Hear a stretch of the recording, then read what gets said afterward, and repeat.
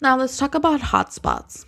Hotspots are volcanic regions that are fed by intensely hot magma that rises from deep within the Earth's mantle in what we call mantle plumes. So some parts of the Earth's interior are extremely hot, even hotter than the other parts of the Earth. So think a lava lamp. There's what happens is that part of the Earth that's as a stenosphere, it's so hot that it forms a plume. It's just a kind of like how would I describe it? Kind of like a lava lamp thing of lead that's really, really hot in just this area. And it's actually it's what we call a mantle plume or a hot spot. And it stays fixed in one area where it's really, really, really hot. Now, as tectonic plates move above it, whether it's converging, diverging, or in a transform boundary, this mantle plume or heat plume kind of burns through the crust and forms these volcanoes, as you can see here. This is what we call a hot spot, okay? Really hot spot in the Earth's mantle. So as the tectonic plates move, we're forming brand new volcanoes. If the and but then the tectonic plates keep on moving and moving and moving, so those volcanoes also move with it and become inactive and turn into these islands. So notice that we're forming several islands that used to be volcanoes when they were right above the mantle plume. So if we see a series of islands, we can a lot of times assume they're on top of a mantle plume. And because the island that is right above the mantle plume will have very active volcanoes in it because the mantle plume is burning through it and the magma is rising out.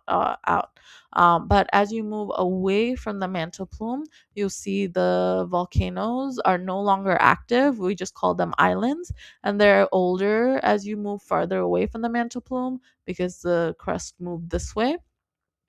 And normally, the islands, as you move further away from the mantle plume, are more eroded. The water, probably, or other erosional agents, took away, weathered and took away, eroded the sediments away over time because they're older, and so they're normally shorter as well.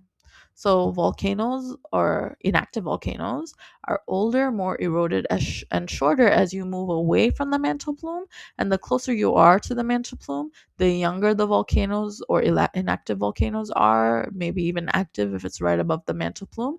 They're also taller and less eroded. And it's an example is of a hotspot is are the Hawaiian Islands. So the Hawaiian Islands are several different islands. They're kind of forming a chain of islands, and that's because they moved over a hotspot.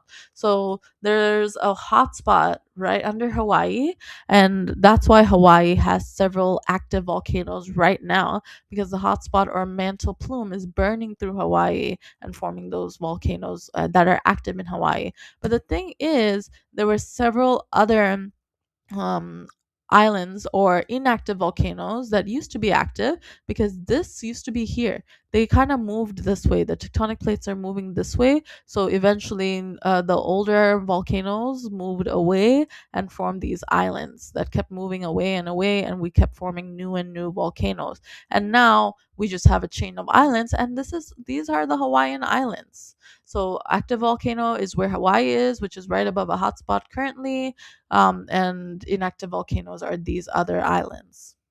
And the younger islands, such as Hawaii, is actually closest to the hotspot or mantle plume. Hawaii is the youngest, and notice this island is actually the oldest, 3.8 to 5.6 million years old, because they're farthest away from the mantle plume.